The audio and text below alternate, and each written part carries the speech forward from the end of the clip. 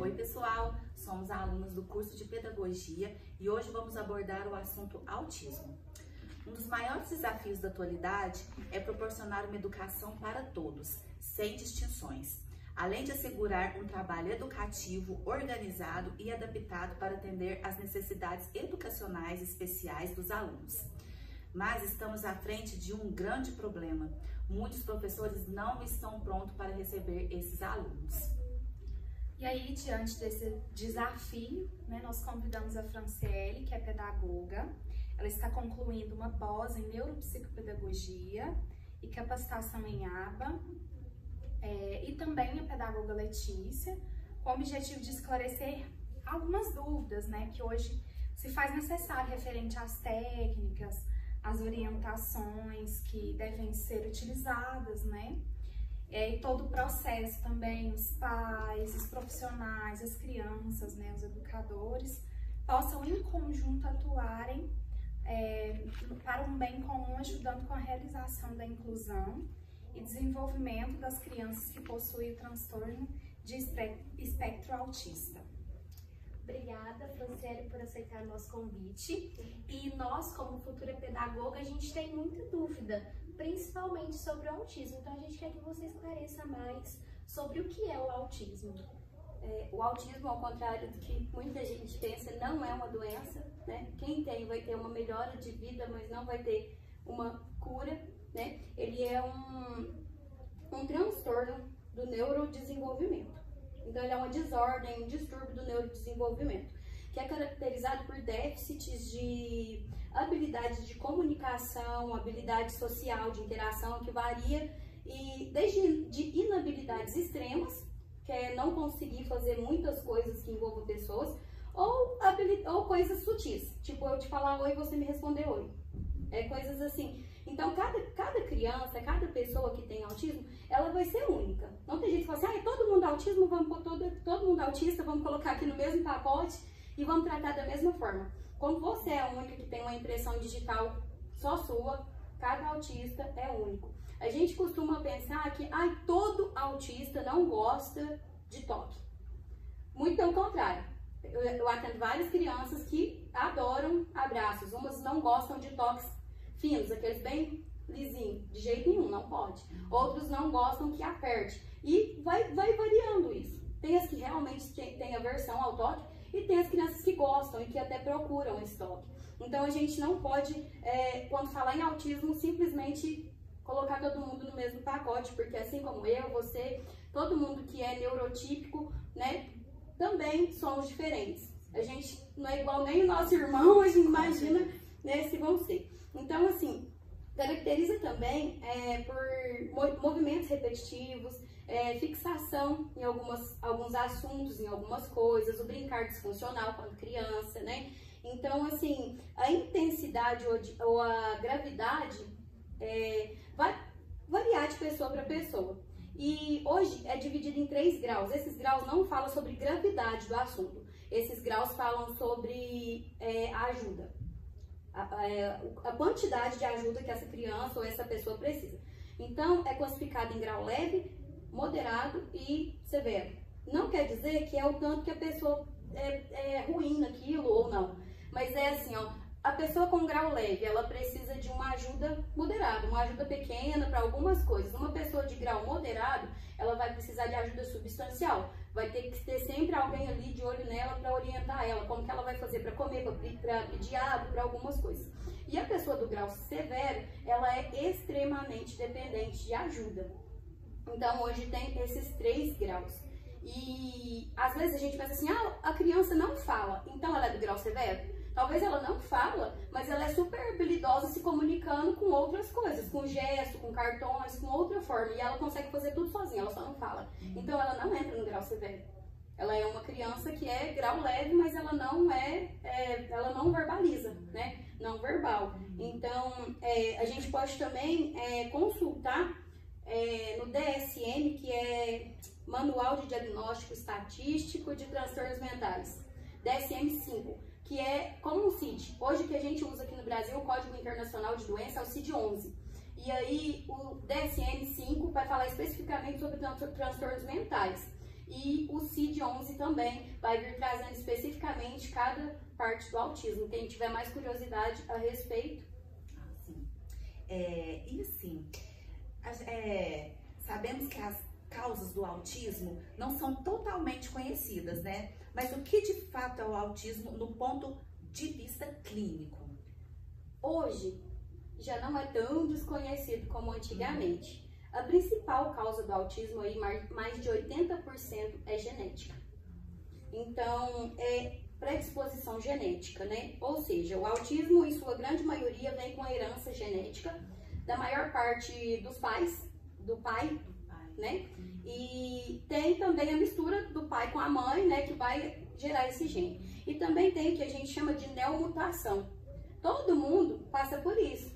A gente vai ter uma mutação, quando junta 2 genes do pai e da mãe, vai ter uma mutação na gente. Mas ela não é significativa. Então, se o pai não tem, a mãe não tem, essa mutação gera o autismo na criança, né? Então, o maior caso é genético. Então, a prematuridade pode ser um fator. Aí entram os fatores que são bem poucos, são tipo 3%, sabe? Que é genética, no nascimento, quando a criança nasceu ali, teve algum problema, prematuridade, né? Genética não. Repeti genética, mas não. Então, assim, ó, uso de medicação, que seria ácido valproico, que é um anticonvulsionante. Olha, que pode também gerar infecções gestacionais. Na gestação, quando a mãe toma esse remédio. Ele é um anticonvulsionante, então seria uma das causas. Mas essas partes, sem ser a genética, são bem aquelas 0,0. Então, assim, são as que ainda estão bem em estudo, são casos mais raros de acontecer, né? Tipo a prematuridade, um problema no parto, né? A criança prematura, mas pode acontecer. O que foi descartado foi, hoje em dia, problemas que são afetivos entre mãe e filho, isso não causa autismo, né? Foi descartado, chegou a ser considerado, né? E também o uso de vacinas também não tem nada que cause autismo. E também alimentos artificiais. Tem um estudo ainda, tem pessoas que ainda insistem sobre isso, né? Que é a má alimentação, os alimentos artificiais causam autismo. Hoje em dia é descartada essa possibilidade, mas ainda tem gente que continua estudando e a gente tem que esperar aí os próximos estudos saírem pra gente saber o que vem aí. Sim. Tá. Muito bom. E uma próxima pergunta, a gente sabe que você utiliza o método ABA no atendimento, né, de crianças com autismo. Você poderia explicar um pouco para nós como que funciona, qual que é o objetivo desse método e qual que é o foco dele? Sim. Primeiro a gente precisa esclarecer que a ABA é uma ciência, né? Não é um método. Então é uma ciência, a análise do comportamento aplicada. Então é baseada, o foco principal de estudo é o comportamento e a modificação desse comportamento. Então a gente vai dar para a criança mais repertório do que ela tem, do que ela consegue. E a gente usa o aplicado, análise do comportamento aplicada, porque o comportamento precisa ser estudado na sua aplicabilidade. Tipo, a criança se comporta aqui de um jeito, na casa dela de outro. Em outro lugar ainda ela vai se comportar de outro. Então a gente precisa estudar como esse comportamento pode ser afetado em cada lugar que ela está. Então, todo comportamento tem um porquê. Aí você fala assim, do nada a criança começou a dar birra. Não foi do nada, tem uma explicação. E aí a gente usa reforçadores para aumentar o comportamento positivo. E da mesma forma a gente não reforça o comportamento negativo. Às vezes a criança está dando uma birra e a gente chega e fala não para ela. Mas durante o dia todo a gente não olhou para essa criança. Ela recebeu um reforço. É negativo? Mas é um reforço. Então foi a única hora que ela teve a atenção que ela queria. Então a gente reforça sempre o positivo e descarta o negativo.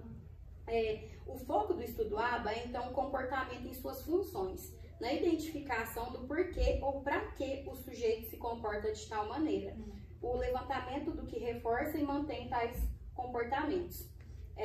Então baseia-se em elaboração de estratégias e visam a modificação desses comportamentos, né? para que a gente possa conseguir viver melhor em sociedade, no cotidiano, onde que essa pessoa for, ela vai conseguir ter um repertório maior. Quanto mais repertório a criança, ou adulto, ou adolescente que tem autismo tiver, menos essa criança vai ter crise, menos vai ter birra.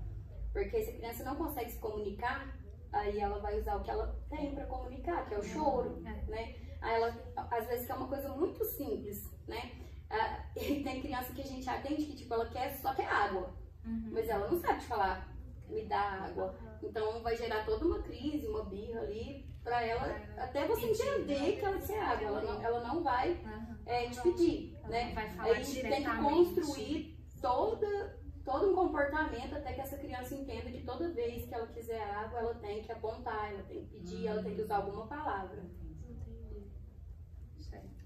Então, Franciele, quais conhecimentos você julga serem essenciais para que o educador ele tenha antes de receber essa criança com autismo dentro da sala de aula?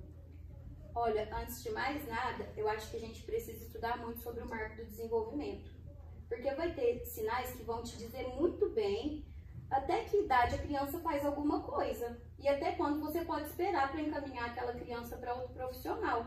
Então, se o professor, o pedagogo, se as pessoas que estão em volta dessa criança conhecem a respeito desse marco, o que vai acontecer? Ela vai começar a perceber que com 1 ano, a criança tem que falar pelo menos uma palavra funcional. O que seria uma palavra funcional? Dá. Seria funcional.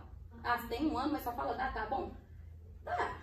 Sim, não tá uau, que excelente, mas assim, ela tá falando, ela tá se comunicando, ela tá pedindo. Então, com 2 anos, essa criança tem que falar 2 frases, 2 palavras que sejam, tipo, tentando formar uma frase, mas que também seja funcional. Porque talvez você fale assim, a criança fala. O que ela tá falando? Alá o quê? Ela tá falando, aleatório. Ela olhou pra lá e falou assim, verde. Ela não tá comunicando de uma forma funcional com a gente. Então, acho que o mais importante ali de princípio mesmo é a gente saber todos os marcos do desenvolvimento. 3 meses levanta a cabeça, 6 meses engatinha, e a gente observar. Porque se a gente puder fazer essa observação, a gente vai entender quando uma criança realmente precisa de ajuda externa. E também existe a possibilidade de uma criança desenvolver super bem até os 2 anos de idade e depois ter uma regressão. Então, vai ter criança que vai estar tudo bem, vai estar tudo certo, até 2 anos, brinca, interage, olha no seu olho. Então, é uma gracinha, você fala que não tem nada. A hora que chega 2 anos e meio, ela para tudo, trava. E aí é um sinal também, né? E assim, a gente precisa estar atento a sinais.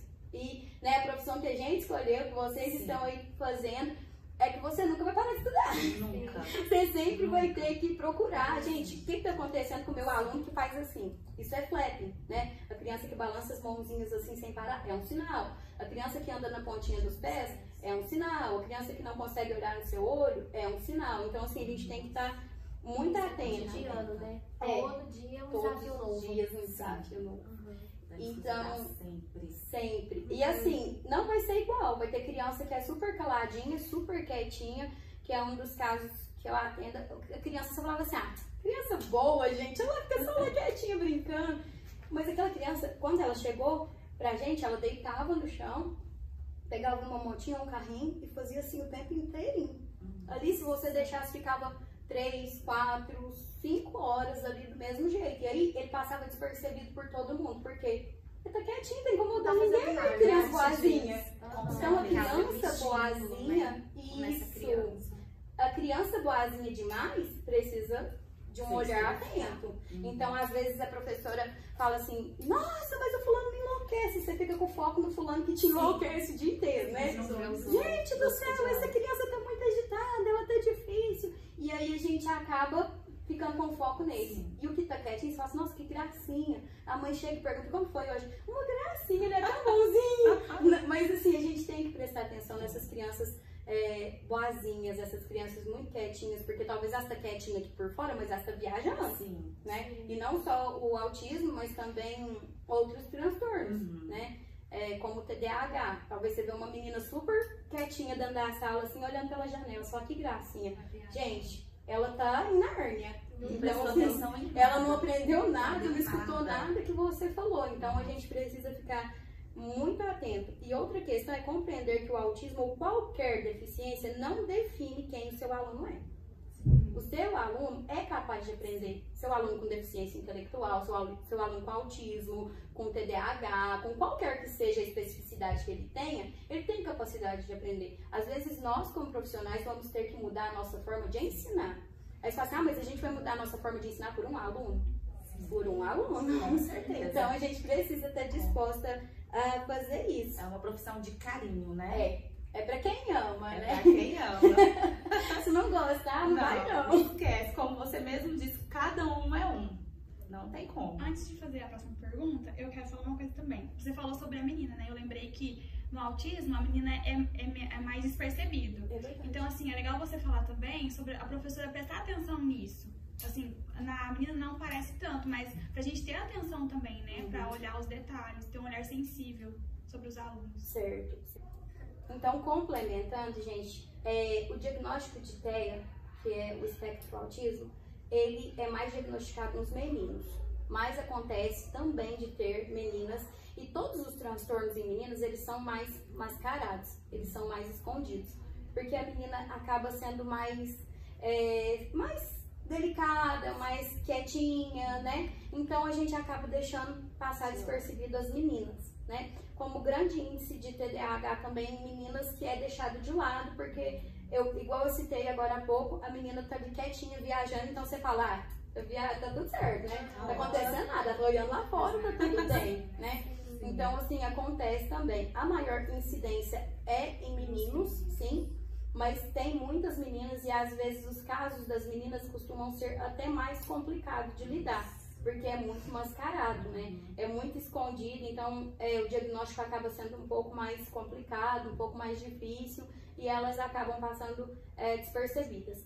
As meninas que são diagnosticadas muito cedo que são que são extremos, sabe? Que a mãe olha e fala assim, meu Deus, tem alguma coisa muito errada com essa criança, né? Mas a gente precisa procurar ter um olhar atento, principalmente enquanto profissional, porque a maioria das crianças vai acontecer de só ser diagnosticada na idade escolar, quando ela precisa ter interação com outras pessoas.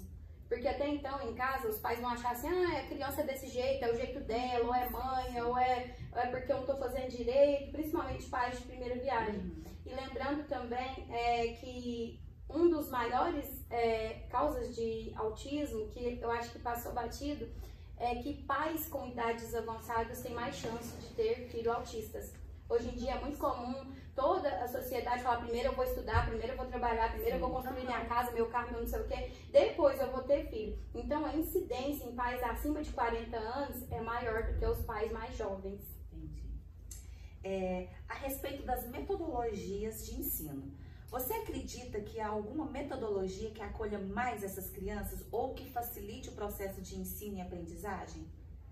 Dentro da análise do comportamento, os estudos que mais surtem efeito, que são todos analisados, estudados, para ver qual que está gerando algum efeito, o ensino incidental ou aquele naturalístico. O que seria esse ensino? É quando você está na hora do lanche. Aí você sabe que a criança quer o lanche, mas ela não pede. Aí você vai pegar o copo dela, a mamadeira dela, vai retirar, afastar um pouco e falar para ela, aponta. Você não tá fazendo aquilo ali, não foi planejado, não teve um plano de aula, nem nada. É um ensino naturalístico, né? É um ensino incidental. Ele não é proposital, mas você pode fazer isso durante o seu dia inteiro. Porque durante todo o tempo que você tá com a criança, ela vai querer alguma coisa, ela vai manifestar alguma coisa. Você tá ali brincando de Lego, aí você fala pra ela assim, você pega 2 Lego e fala, aponta o amarelo, né? E já mostra pra ela qual é o amarelo para que ela acerte. Então, é uma das formas que funciona muito com crianças autistas. E o DTT, que é tentativa discreta, né? Ensino por tentativa discreta. Não aquela coisa robótica, né? Coisa leve do dia a dia. Quando fala em aba, o pessoal tem essa impressão que é algo mecânico. Mas a maioria dos casos que a gente atende, a maioria das coisas que a gente faz é no que já está acontecendo.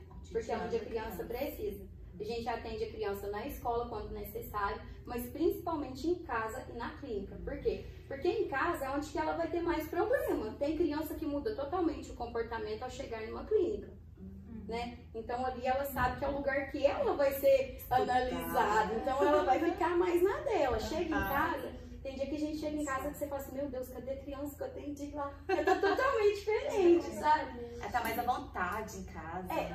Ou mais é difícil. Às vezes tá mais agitada, às vezes a mãe não sabe como vai proceder com aquela criança e ela acaba fazendo todas as vontades, né? Assim, precisa assim, ter um encaminhamento, né? Porque é mais difícil a gente desconstruir um hábito numa criança autista. Então, às vezes a gente fala para uma criança típica assim, fulano, não sobe aí porque você cai. Ele vai ter essa noção e não vai subir. Agora, a criança que é neurotípica, ela vai subir e aí você fala para ela, não sobe que você cai. Não adiantou nada você falar, ela aprendeu a subir daquele jeito, ela vai subir daquele jeito, acabou. Né? Então, o ensino por tentativa discreta seria igual eu falei, você pega o Lego, 2 Lego, você já apresenta com mais ênfase aquilo que é certo, para que ela faça, porque é discreto. Você não vai falar para ela assim, 1 milhão de peças, pega o amarelo para mim. Ela ainda não está preparada para isso, aí devagarzinho a gente vai aumentando. Põe 3 peças, põe 4 peças. Então, assim, acaba sendo um trabalho de formiga, né? A gente com bastante paciência para que isso venha a crescer. Porém, são um dos 2 que mais tem sucesso, né? Também tem a análise de tarefa. Além dessas outras estratégias, existem também o arranjo ambiental, né? Que é você estar sempre ali arrumando o ambiente onde essa criança vai ficar, qual é o jeito que vai ser funcional para essa criança. Porque às vezes você fala assim, minha sala tá decorada, tá bonitinha, qualquer criança que entrar aqui vai gostar, mas às vezes não é como aquela criança funciona, né? Bom, e Franciele, na sua opinião, qual seria a melhor forma dos professores incluírem as crianças autistas na comunidade escolar? Eu acho que primeiro de tudo é saber a respeito do que você está lidando. É necessário, sim, os professores ter um aprofundamento sobre o que é o autismo, né? Porque a gente hoje vive num mundo de tanta informação que acaba que a gente é desinformado. Porque um fala isso, outro fala aquilo, o outro fala X, o outro fala Y. Chega um ponto que você não sabe, isso daqui eu posso, isso daqui eu não posso, isso daqui é verdade. Então a gente precisa buscar sempre de fontes seguras, de fontes científicas, pra gente descobrir realmente com o que a gente está lidando, né? Então, compreender que às vezes o que resolve para um não vai resolver para o outro.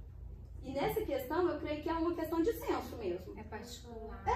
Cada um igual você falou no início. É uma questão de senso, porque o que acontece quando você recebe alunos comuns, né, alunos típicos, o que vai acontecer?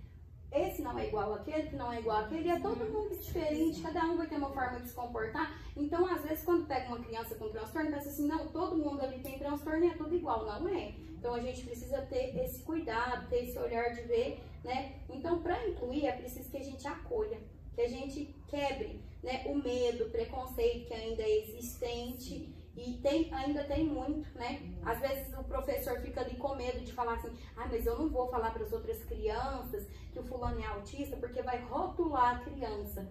Eu creio que não precisa ter esse medo, porque é uma realidade da criança, né? E se os outros entenderem, olha, meu amiguinho funciona diferente, você não está rotulando aquela criança. Você tá falando assim, olha, como seu cabelinho é cacheado e o meu é liso, o fulaninho pensa assim e você é assado. Então, eu creio que não vai haver essa rotulação se a gente informar. Eu acho que informação, conhecimento nunca é demais. E para os pais da escola, uma escola que tem uma criança autista, as pessoas precisam sim saber, né? Então, é preciso a gente aceitar e buscar, né, os profissionais que atendem essa criança. Geralmente, a criança que tem autismo, ela é atendida por uma equipe multidisciplinar. Então, vai ter fonoaudiólogo, psicólogo, pedagogo, analista, vai ter muita gente. Então, o ideal seria o quê? Essa criança autista está estudando aqui na minha sala, eu sou a professora dela. Eu preciso procurar essa equipe e saber como que essa criança funciona. Eu preciso procurar essa equipe para que a gente fale a mesma linguagem. Se a gente fizer esforço no mesmo rumo, a gente vai conseguir um crescimento incrível para essa criança. Agora, se a gente começar a escola, o professor, um puxa de cá, o outro puxa de lá, e aí cada um quer falar assim, não, eu que fiz mais pelo fulano. Não, foi eu que fiz mais. Não, a equipe que, ó, que Acaba não dando tanto resultado. não dá, porque essa criança precisa de uma linguagem só para que ela entenda. São coisas bem simples, mas se você falar para uma criança assim, ó, você chega e fala assim, ó, sentar. Porque se a criança tem pouco repertório, não adianta você falar assim, por favor, senta aqui. Ela não vai entender nenhuma palavra que você diz.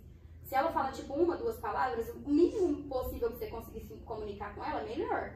Então, se você falar pra ela assim, por favor, senta aqui, não vai ter nenhum resultado. Agora, se eu falar assim, ó, sentar, e ela entende, mas aí você, a outra professora, você fala pra ela assim, ó, senta, já faz toda a diferença. Então, assim, a gente precisa sempre estar procurando andar na mesma linguagem, os mesmos gestos. Então, quanto profissionais que estão atuando dentro da sala de aula, a gente precisa estar procurando essa equipe multidisciplinar para que ela fale, olha, vamos trabalhar em conjunto? Como que funciona lá na sua escola? Como que é o seu programa? Como que é o seu PPP? Vamos colocar isso daqui na mesa e vamos fazer um plano individual para essa criança, né? Vamos fazer com que isso funcione de uma forma que essa criança vai crescer. E também tirar todas as nossas mentalidades de que assim, ó, todo autista é um gênio. Não é. Tem muita criança autista que tem DI, né, tem deficiência intelectual, tem muita criança que tem outras comorbidades, tem criança que tem dificuldade de aprendizagem, como tem aquelas que são super inteligentes. Aí você olha pra cara da criança e fala assim, como assim que é autista? Autismo não tem cara, gente, não tem um rosto, né?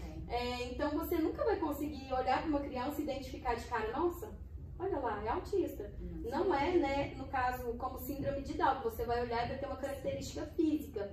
Então a gente não pode colocar, eu acho que é o mais forte, rotular essas crianças, né, de uma forma, não, é assim que funciona. Então cada um é especial, a gente precisa ter esse olhar especial para cada uma, para que a gente consiga crescer e também ter abertura com outros profissionais. A gente tem que lembrar que a gente tem que caminhar junto com os outros profissionais. A gente não está aí para competir com a outra pedagoga, com a outra professora, a gente está para somar. São todos juntos, né? Todos juntos. Mesma causa. E a gente vê muito isso, nessa questão de rivalidade. Ah, eu sou a terapeuta do fulano, a outra é a professora, mas eu sou mais importante porque eu sou terapeuta. Porque eu sou acompanhante terapêutica, né? Então, o que eu faço, eu não dou aula. Terapia.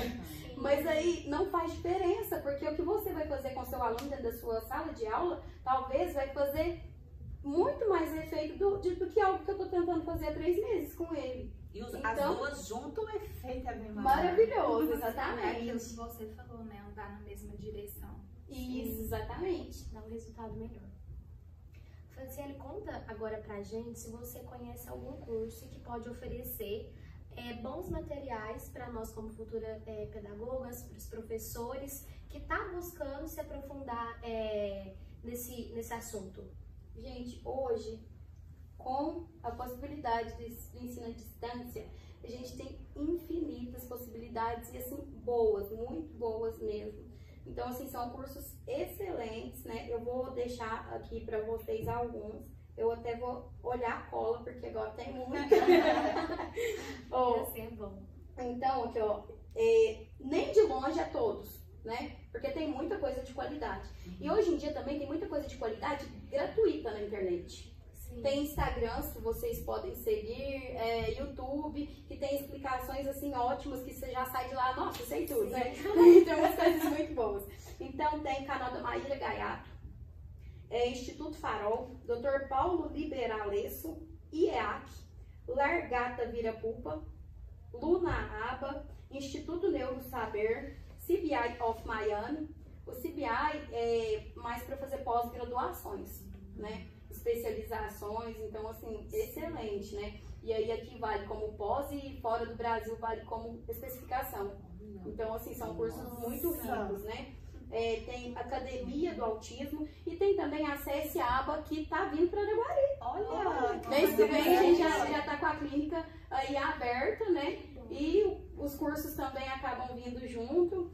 E tem Canal Autismo, Realidade do Grupo e Fundação Panda. Tem outros também, né? Mas essas daí as que assim, eu mais lembro que ensina aba. E uma boa sugestão também para quem tem interesse é começar com a leitura do livro da Camila Gomes, Ensino de Habilidades Básicas para Pessoas com Autismo. E o manual Ajude-nos a Aprender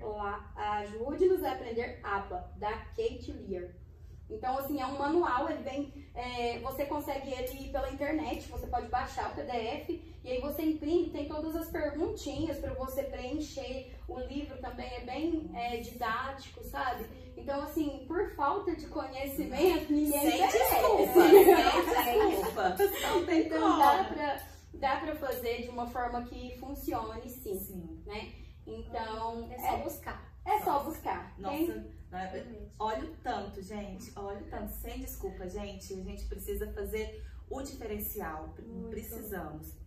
Franciele, muito obrigada por trazer tanto conhecimento. Nós, como futuras pedagogas, precisamos disso. Precisamos muito desse conhecimento pra gente colocar em prática com muito amor, porque essas crianças merecem.